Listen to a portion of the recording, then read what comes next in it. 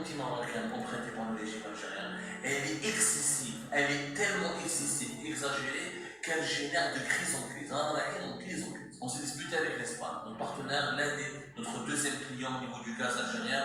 On est resté 20 mois à Madrid sans ambassadeur algérien. Pourquoi? À cause de ce problème du Sahara occidental, qui est devenu une obsession. On en parle matin et soir. Matin et soir, au point où nous avons l'impression, en tout cas beaucoup de nos compatriotes, ils pensent que le Sahara occidental c'est une territoire algérien. Vous le le Sahara, on doit la récupérer. Moi, je fais un peu c'est un pays étranger. Après l'Espagne, maintenant on se dispute avec la France. La France a décidé de soutenir le plan d'autonomie marocain et de reconnaître la souveraineté du Maroc sur le Sahara occidental. Grosse dispute. Il fallait régler le problème du Sahara, il fallait accepter de tourner la part du Sahara occidental. Le Sahara doit rester marocain. Oublions ce problème du Sahara occidental. On n'a pas encore du mal à protéger notre propre territoire, à développer notre propre territoire. Ça n'apporte rien.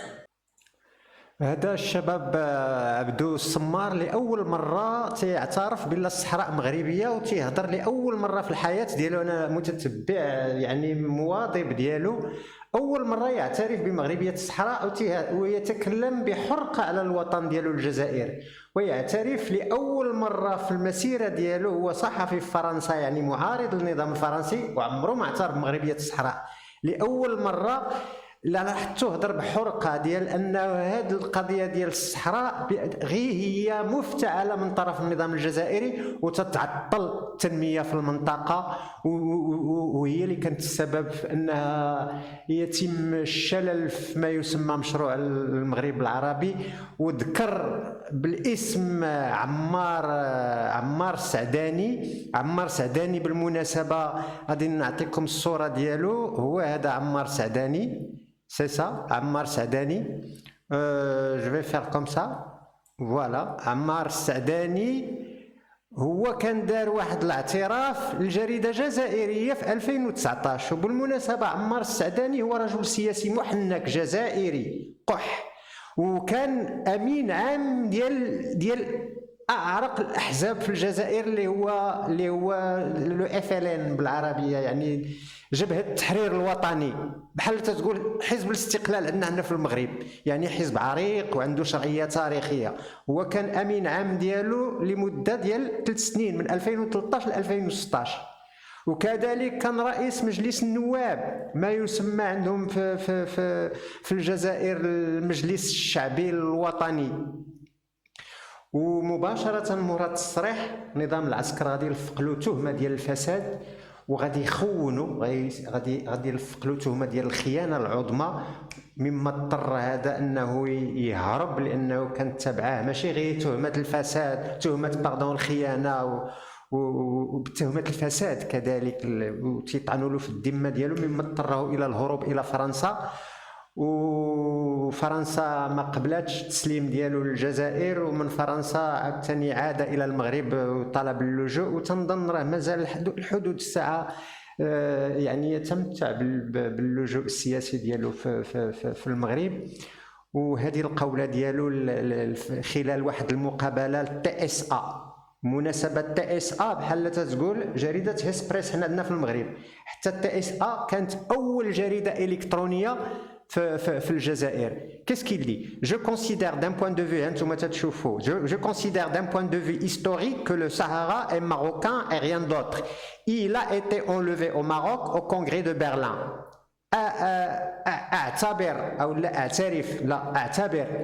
أعتبر أن من وجهة نظر تاريخية أن الصحراء مغربية ولا شيء غير ذلك.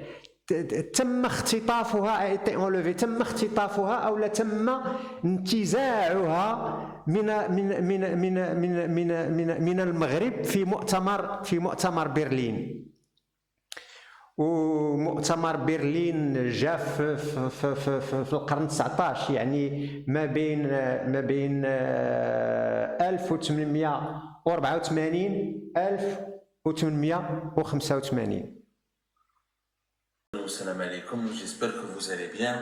Et j'espère que vous allez rester concentrés avec nous jusqu'au bout de cette émission, s'il vous plaît, et essayer de la partager au maximum. Parce que pour moi, l'heure est grave. L'heure est grave, il faut absolument qu'on trouve des solutions à ce problème qui nous pourrit l'existence et qui menace notre pays, qui menace le développement de l'Algérie, de tout le Maghreb. Le Maghreb n'existe plus. Le Maghreb s'est effrité depuis la rupture de relations diplomatiques entre l'Algérie et le Maroc en août 2021. Depuis août 2021, depuis cette maudite rupture de relations diplomatiques entre l'Algérie et le Maroc, le Maghreb ne cesse de basculer dans une phase de tension, de relations conflictuelles, de menaces, d'un climat extrêmement délétère, des peurs, des angoisses et de la panique. Aujourd'hui, on est en droit de paniquer, on est en droit de s'inquiéter, on est en droit d'angoisser parce que notre région, le Maghreb, je ne parle pas uniquement pour nous les Algériens et les Algériens, je parle pour tous les Maghrébins. Je l'ai toujours dit, il faut être aveugle, il faut être idiot, il faut être vraiment inconscient et immature et cervelé pour penser qu'on peut vivre en paix et avoir la sécurité et le développement et le progrès si nous avons des relations de mauvais voisinage et que nous évoluons dans un environnement géopolitique hostile, dangereux et instable. C'est le cas aujourd'hui de l'Algérie. Depuis 2021, la politique anti-marocaine empruntée par le régime algérien, elle est excessive, elle est tellement excessive, exagérée, qu'elle génère de crise en crise. Alors, on s'est disputé avec l'Espagne, notre partenaire, notre deuxième client au niveau du gaz algérien et notre deuxième client au niveau de nos exportations des hydrocarbures, notamment du gaz. L'Espagne qui était parmi les 4 et 3, voire les 5 premiers fournisseurs de l'Algérie et donc parmi les 5 partenaires commerciaux de l'Algérie. Depuis 2022, les relations avec l'Espagne se sont tellement détériorées que les échanges économiques entre les deux pays ont été significativement réduits à moins de 90%. On est resté 20 mois à Madrid sans ambassadeur algérien. Les liaisons aériennes et maritimes avec Madrid, avec l'Espagne et les autres grandes villes espagnoles ont été significativement réduites. Elles se sont un petit peu améliorées au cours de cette année 2024. Sinon, depuis 2022 et 2023, ça a été la catastrophe.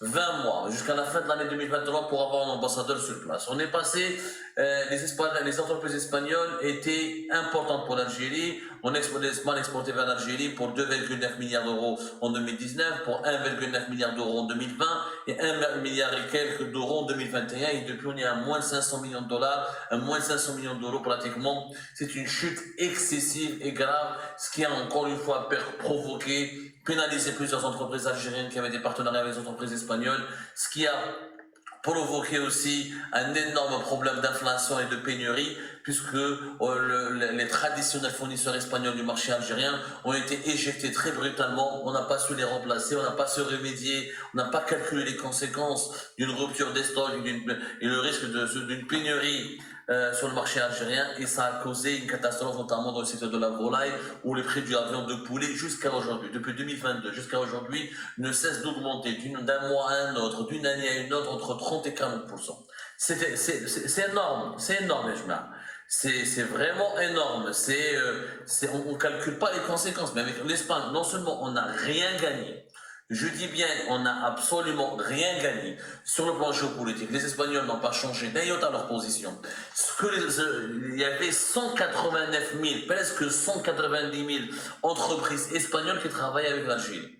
Là, malheureusement, nous avons on a pratiquement à peine 10%, on va dire, de ces entreprises continuent de pouvoir travailler avec l'Algérie. Les milliards d'euros que l'Espagne a perdu avec l'Algérie les a récupérés avec le Maroc. On a déjà expliqué que le Maroc a profité de cette occasion. Il a attiré vers lui les entreprises espagnoles et il a essayé de combler le vide, il a essayé de profiter de cette politique de boycott de l'Algérie vis-à-vis de l'Espagne pour aider l'Espagne à limiter les dégâts pour ces entreprises. Et on n'a rien gagné. Les relations algéro-espagnoles sont toujours en crise, les relations politiques et diplomatiques sont au minima. Le traité de bon voisinage et d'amitié avec l'Espagne est gelé depuis juin 2021 et notre deuxième client du gaz, on a hypothéqué nos relations avec la quatrième économie de l'Union européenne, après l'Allemagne, la France et l'Italie. Notre deuxième client, quand même, encore une fois, du gaz, parmi les 20 pays les plus riches du monde, l'Espagne, qu'on le veuille ou non. حبينا ولا كرهنا يا جماعة الخير. Un savoir-faire, etc. Des potentialités, des accords, etc. C'est quand même, elle était parmi la elle était entre 2019, non, 14e. Elle est actuellement classée en 14e et 16e, en 16e, 14e, 15e, son PIB évolue, puissance économique mondiale. Pourquoi? À cause de ce problème du Sahara occidental, qui est devenu une obsession. Auparavant, l'Algérie, à l'époque du régime de Bouteflika, le Sahara occidental était une constante des affaires étrangères, de la politique internationale de l'Algérie. C'était une simple constance, mais une base, un principe noble comme ça que l'Algérie estimait qu'elle qualifiait de noble et qu'on nous défendions, peut-être à juste titre à une certaine période de l'histoire, mais en tout cas, on n'en faisait pas une obsession. Ça n'a jamais été une obsession. C'est-à-dire qu'on n'en parlait pas tout le temps, ce n'était pas une variable de la politique interne du pays, le Sahara occidental était toujours une problématique des relations internationales et des diplomates algériens et ça relevait du secteur des affaires étrangères, ce n'était pas un paramètre stratégique, névralgique, qu'on utilisait comme baromètre pour évaluer et pour déterminer nos relations diplomatiques et politiques avec les États du monde entier. Et on n'a jamais créé des problèmes avec des partenaires aussi importants pour nous, comme la France et l'Espagne, juste à cause du Sahara occidental. Quand il y a des divergences avec la France, quand il y a des divergences avec l'Espagne, ou là avec les États-Unis d'Amérique sur la question du Sahara occidental, voilà, on disait, on marquait notre différence, l'Algérie marquait sa divergence, et ça s'arrêtait là. C'était pas une obsession.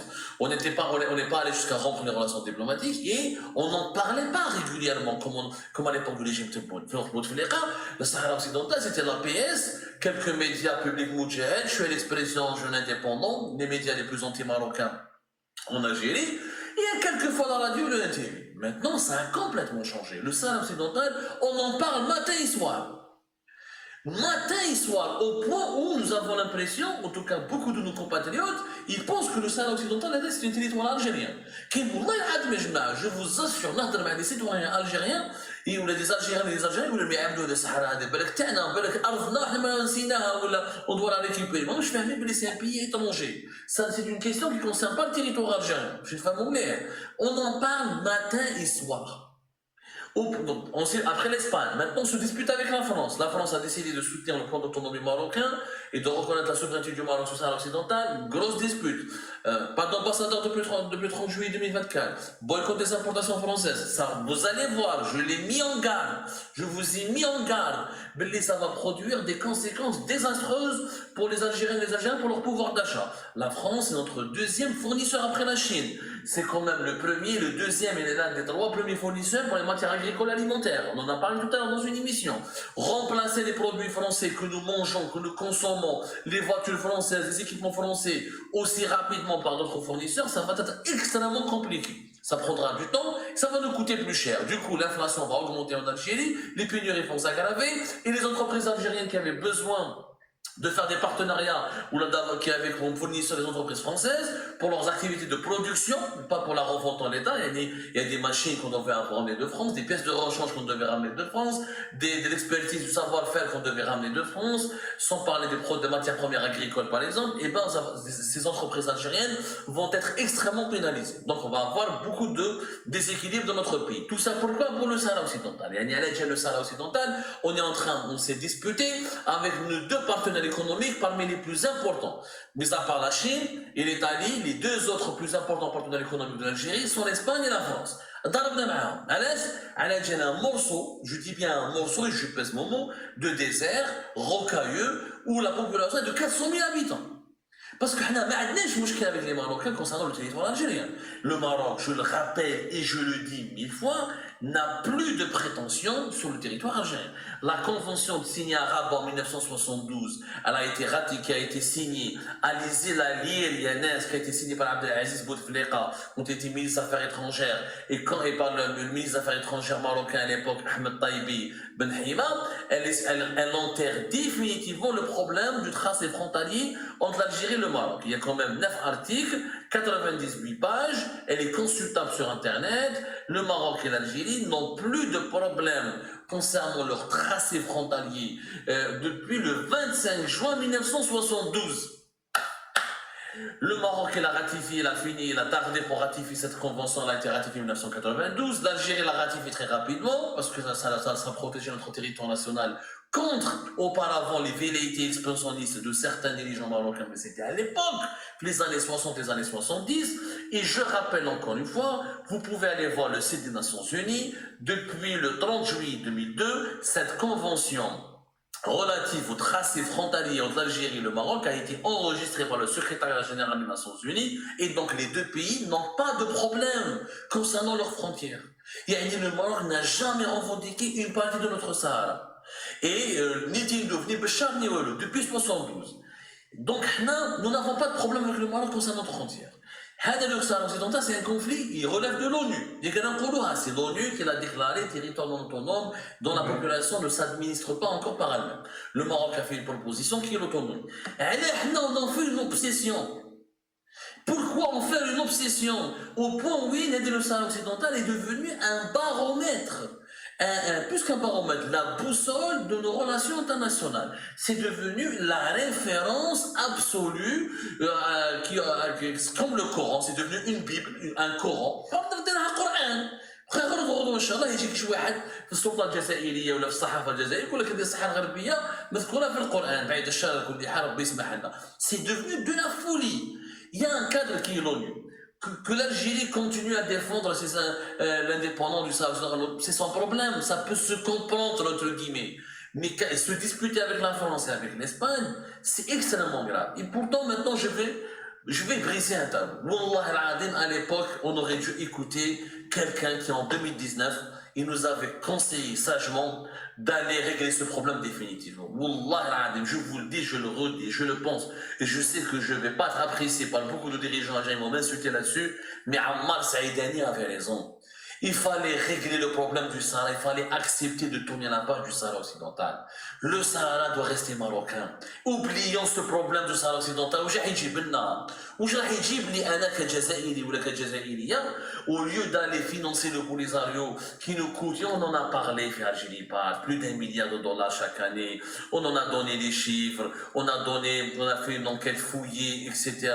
Ça nous coûte beaucoup d'argent pour pratiquement rien, pour pratiquement zéro impact. Aujourd'hui, il y a la majorité toutes les grandes puissances, la majorité des pays à travers le monde ne croient pas à la pertinence et à l'utilité de créer un État en Afrique qui s'appelle le Sahara occidental et peuplé uniquement par 400 000 habitants. Des États plus anciens et plus historiques et plus solides, comme le Mali, comme le Niger, comme le Burkina Faso, peuplés par une vingtaine de millions d'habitants et qui ont des armées et qui ont des constances et qui ont des relations historiques et ancestrales avec plusieurs puissances importantes de ce monde et qui ont un ancrage historique, n'arrivent pas à survivre, à s'en sortir seuls face au terrorisme, face au grand banditisme, face à l'insécurité. Comment un pays comme le Sahara va survivre? Et ne me comparez pas avec les pays du Golfe qui ont été créés dans les années 60. Les pays du Golfe ont eu le protectorat américain. Les États-Unis d'Amérique et la Grande-Bretagne et l'Occident ont accompagné la création du Qatar, des Émirats Arabes Unis, du Koweït, etc. Et le fait qu'ils avaient des richesses importantes en pétrole ou en gaz, ça a permis à ces Émirats d'exister. Et d'ailleurs, ils ont été créés en pleine guerre froide.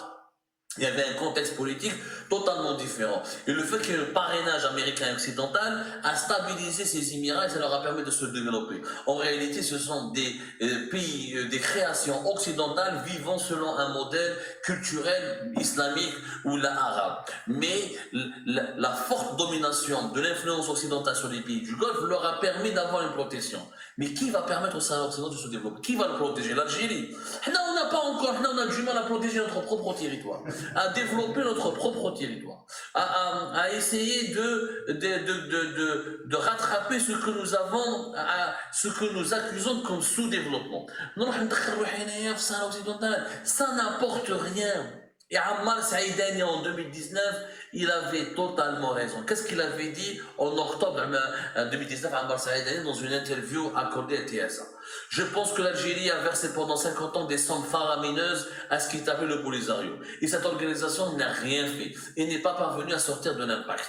de l'impasse. L'argent versé au Polisario, avec lequel ces membres se baladent depuis 50 ans dans les hôtels de luxe, doit revenir à Souk Haras, Al-Bayt, Tamanrasset et autres villes algériennes. Voilà ce qu'il a dit. Il a osé, c'était le seul et premier haut responsable algérien, Ammar Saïdani, ancien patron du FLN, ancien président de la PN, je rappelle, il a dit le Sahara est marocain et rien d'autre. Il faudrait que les Algériens l'acceptent, il faudrait qu'on tourne la page. Et est-ce qu'il a tort aujourd'hui avec Kéchofo, avec le développement des événements? Est-ce que Ammar Saïdani a tort? On l'a traité de traître à l'époque. On l'a insulté. Sabine, Makhaline, c'est un traître, c'est un corrompu, etc. Mais sur le plan purement géopolitique et rationnel, il a eu raison. Si l'Algérie avait accepté de reconnaître la souveraineté du Maroc sur le Sahara occidental, si elle avait tourné la page des tensions avec le Maroc, si on avait créé une relation de bon voisinage avec le Maroc, si on avait renoncé le Maghreb, et en 2019, Ammar Saïdani, il y avait une conjoncture historique très importante. Il y avait un changement politique en Algérie, il y avait un nouveau président en Tunisie, il y avait un nouveau départ, une nouvelle configuration en Libye, il y avait des changements aussi en Mauritanie. On aurait pu repartir sur de nouvelles bases et créer ce foutu Maghreb qui aujourd'hui est devenu colonisé par des puissances étrangères comme la Russie, comme la France, les États-Unis, les Émirats, etc., etc. Nous sommes devenus des pays colonisés. Qu'on le veuille ou non. La Tunisie faillite, elle n'est pas du tout indépendante, elle n'est pas du tout souveraine. La Libye est divisée dans une insécurité totale et dominée par les puissances étrangères. La Mauritanie, très seule et très faible, elle dépend essentiellement du soutien d'l'Arabie Saoudite, des Émirats et de l'Occident et des relations de bon voisinage avec l'Algérie et le Maroc pour exister. Et l'Algérie et le Maroc qui s'engravent, qui s'enfoncent dans leur division interne. Ça a été une connerie. La conjoncture est favorable pour relancer l'Union du Maghreb, l'avait dit Ammar Saïdani, qu'on a trop méprisé, on l'a rabaissé pour rien. Alors ce mec, je le dis, moi je pèse mes mots, je tiens à lui présenter mes excuses parce qu'il avait raison. Si dès 2019 on avait réglé le problème de la marocanité du Sahara occidental, la reconnaissance marocaine de la souveraineté marocaine du Sahara occidental, le plan d'autonomie du Maroc, on aurait eu des bonnes relations, on aurait enterré l'âge de guerre. Est-ce que le Maroc aurait normalisé ses relations avec Israël en décembre 2020? Je vous pose la question, et que chacun d'entre nous, est-ce que le Maroc aurait été contraint de normaliser ses relations avec Israël si l'Algérie avait accepté le plan d'autonomie marocain dès le départ et elle avait accepté de tourner la page, et on aurait accepté la souveraineté du Maroc sur le Sahara occidental? Jamais le Maroc n'aurait normalisé ses relations avec Israël. Et on le sait tous que si le Maroc a normalisé ses relations avec Israël en décembre 2020, parce qu'il se sentait poussé, contraint, encerclé par l'Algérie, les frontières fermées depuis les années 90, le problème du Sahara occidental patine au niveau des instances internationales, la normalisation avec Israël a permis au Maroc d'obtenir quoi? D'obtenir la reconnaissance américaine de sa souveraineté sur le Sahara occidental. C'était ça ce que visait le Maroc, parce que les relations entre Israël et le Maroc étaient secrétées, dans les coulisses elles étaient pratiquement normales, mais on aurait au moins évité l'accord militaire de défense entre Israël et le Maroc en novembre 2021, les visées des militaires israéliens sur le territoire marocain, on aurait pu éviter la percée de l'influence israélienne dans la région si l'Algérie avait accepté, avait accompagné le Maroc dans ses efforts de normalisation et dans ses efforts de reconnaissance de sa souveraineté sur ce territoire qui lui appartient. Il faut dire la vérité, c'est leur Sahara. Il faut dire, là, il faut arrêter qu'on se monte à nous-mêmes. Comme Béchar et Tindouf, c'est à nous, et ben le Sahara occidental, c'est à eux. C'est bon. Il faut tourner la page. On va pas. Mais qu'est-ce qu'on en a à foutre, nous, d'aller soutenir? Il faut dire la vérité, j'en ai marre, moi, de ce problème. Qu'est-ce qu'on en a vraiment à foutre d'aller nous s'emmerder à essayer de créer un État avec 400 000 habitants, alors que nos voisins du Sahel, ils ont dû faire une alliance. Le Niger, le Burkina Faso et le Mali, ils ont dû faire une alliance pour pouvoir vivre et survivre, essayer de se développer et résister à la menace qui menace leur existence. Comment un pays de 400 000 habitants va vivre aujourd'hui en Afrique? J'ai venu le Soudan du Sud quand il a pris son indépendance très directement pour la guerre civile. Mais la liberté des Sahraouis. Ils seront plus libres avec un pays qui va sombrer dans la dictature, dans la guerre civile. Est-ce que les Soudanais du Sud sont forcément libres aujourd'hui? لا جماعة ما نكذبوش على رواحنا روحوا شوفوا des pays importants comme l'Éthiopie, l'Érythrée, comme le Congo Kinshasa n'arrivent pas à garantir, à contrôler leur propre territoire. Ils n'arrivent pas. Je vous le Soudan du Sud depuis 2011, ça a été une expérience que des guerres et des familles et des problèmes et des divisions. Donc je vais créer un autre État qui sera dominé par les groupes armés, c'est l'existence du Sahara occidental. Donc un pays indépendant sera une menace directe contre l'Algérie. Menace directe, parce que les militaires algériens qui pensent qu'ils vont sécuriser le Sahara occidental comme ils ont sécurisé le territoire algérien, ils rêvent sécuriser un tel territoire. Ça demande de l'argent et c'est pas le nôtre.